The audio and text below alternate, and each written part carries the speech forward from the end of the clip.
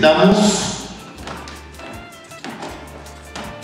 a nuestro amigo aquí presente, Jorge Pereira Torres, de aquí también de la región de Cajamarca, quien nos va a hacer una ponencia sobre una breve reflexión sobre el placer de escribir. Recibamos con fuertes palmas a Jorge Pereira Torres.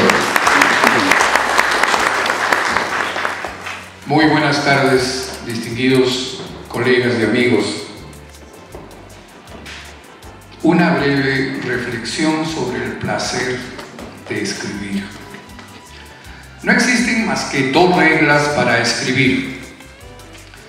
La primera es tener algo que decir y la segunda, saber cómo decirlo. Todo escritor siempre debe expresar grandes cosas mediante pequeñas palabras. Y lo más importante, el narrador debe conservar invariablemente su asombro y sus ojos de niño. Esto último es sumamente imprescindible porque la creación literaria es un viaje a la verdad, pero atravesando el reino de la fantasía y la mentira. Por otra parte, para escribir bien, primero hay que leer bastante, pues uno no vale por lo que escribe, sino por lo que ha leído. Hay un proverbio árabe muy cierto, el cual señala que los libros, los caminos y los días le dan al hombre sabiduría. Ahora bien, respecto a la rigurosidad con que se escribe un libro, este siempre debe construirse con la minuciosidad de un artificio de relojería y venderse luego como un plato de frito con ceviche. La novela y el cuento son dos géneros diferentes. A decir de Hemingway, en la novela el escritor gana por puntos, pero en el cuento el escritor se impone por knockout. Yo añadiría que la novela es surcar mar adentro en un transatlántico, en tanto que el cuento es ir de caleta en caleta y pegado a la orilla. Escribimos para recrear a nuestra manera nuestra vida y la de los demás. Y al hacerlo, le robamos vida a la muerte. También escribimos por el anhelo egoísta de perpetuar nuestra voz. Los lectores necesitan que el escritor les cuente historias para olvidar o cambiar las suyas. Porque la literatura no es más que un hermoso sueño dirigido. Además, cuando se escriben historias, la imaginación y la memoria se confunden a menudo. Por eso hay que escribir conforme se va viviendo y recordando. Al escritor siempre se le exige originalidad, pero el escritor original no es aquel que no imita a nadie, sino aquel a quien nadie puede imitar. Después del perro, un libro es probablemente el mejor amigo del hombre. Y en lo que concierne al placer que nos regala un libro, Borges siempre imaginó que el paraíso sería algún tipo de biblioteca. Pero es más que eso. Un libro es el recipiente donde está contenida la melodía del universo. Y también alberga el sentimiento que le sobra al corazón y nos sale por la mano. De otro lado, yo escribo siempre para quienes no pueden leer, los de abajo, los vulnerables, los que no saben leer o no tienen con qué comprar un libro. ¿qué es lo que realmente nos impulsa a escribir? Leemos para no sentirnos solos y escribimos, paradójicamente, solo cuando estamos solos. Se escribe lo que se recuerda, como ya les dije.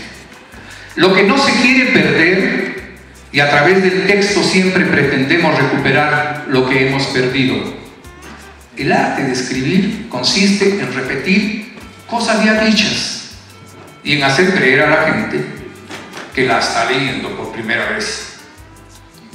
Quizás en el fondo el motivo por el cual escribimos es parecido al motivo por el cual nos desnudamos ante una mujer, para lograr el máximo contacto, la menor mediación posible. Siempre escribimos para otro u otra, y al escribir nos dejamos ver, nos exponemos y nos volvemos vulnerables. Escribimos para comunicar lo que amamos y lo que odiamos, lo que creemos y lo que desconfiamos, y para descubrir lo que verdaderamente pensamos. También escribimos para ganar poder, para unirnos a algunos y marcar distancia con otros. A veces escribimos para iluminar y otras veces para oscurecer. Escribimos para divertirnos y jugar con el lenguaje, para atacar, para lastimar o para transmitir nuestro dolor. Escribimos desde nuestra vida, como Marcel Proust, o desde otras escrituras, como Jorge Luis Borges o los trágicos griegos.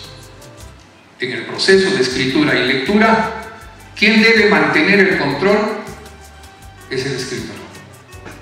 Si el escritor pierde el control del proceso, la comunicación colapsa. Hay un pacto entre el escritor y el lector, por el cual éste le cede al primero el derecho a conducirlo por un mundo de improbabilidades ficticias. La suspensión de la incredulidad del lector tiene, sin embargo, un límite, y es bordeando ese límite que trabaja el escritor. Algunos sostienen que para escribir hay que pensar, pero también es cierto que para pensar hay que escribir. Es posible que las conexiones nerviosas entre los dedos y el cerebro funcionen en ambos sentidos, y que si el cerebro envía instrucciones a los dedos para escribir, puede ocurrir igualmente lo contrario. Hay que escribir muchas veces mal para aprender a escribir bien. Las únicas palabras que merecen existir son aquellas que son mejores que el silencio. Por eso cuando escribo me pregunto, ¿estas palabras son mejores que el silencio? Un escritor necesita tres cosas: experiencia, observación e imaginación. Cualquiera de ellas, y a veces solo una, puede suplir la falta de las otras dos. En un cuento bien logrado, las tres primeras líneas tienen casi siempre la misma importancia que las tres últimas. Escribir es una forma de reconocerme. Es el resultado de insólitas sesiones en las que soy el paciente y el psicoanalista en uno solo. Los románticos creían que la voz que quedaba en sus textos era la suya propia.